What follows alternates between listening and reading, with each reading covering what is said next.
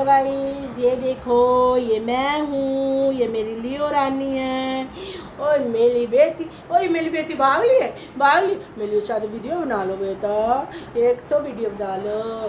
हाय बोलो, हाय मैं हूँ लियो, मम्मा की प्यारी बेटी। मैं हूँ भगोड़ी, मैं भाग जाती हूँ मम्मी को छोड़ के और मैं पिटाई खा के आई थी वापस।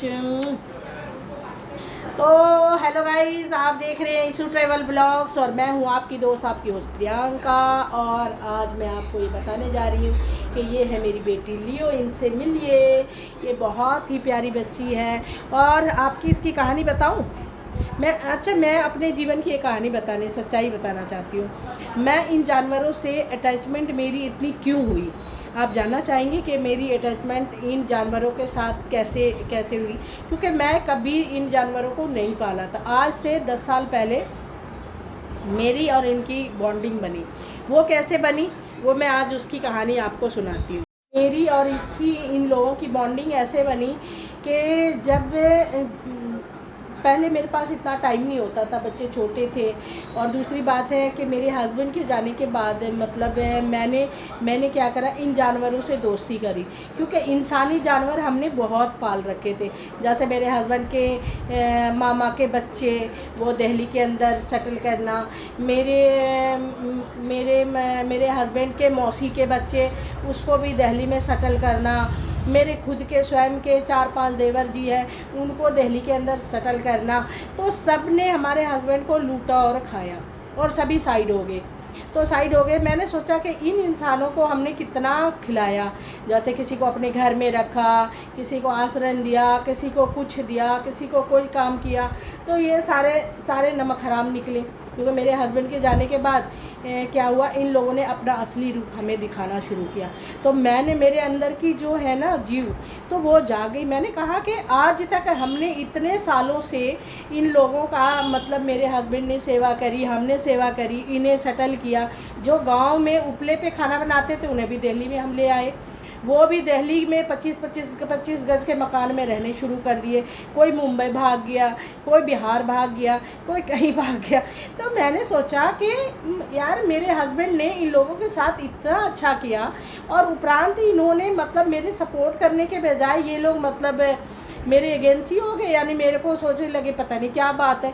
और उसे ये नहीं पता कि जो इंसान इनको इतना कुछ दे सकता है, रख सकता है, तो वो अपने बीवी बच्चों के लिए कितना कुछ करके गया होगा।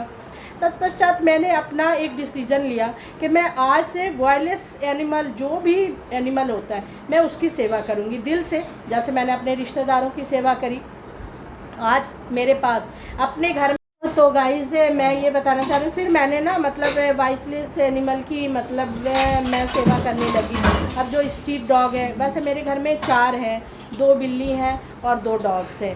तो उसके बाद मेरे अपने जहाँ मैं रहती हूँ मेरी कॉलोनी में मतलब 10 डॉग्स हैं।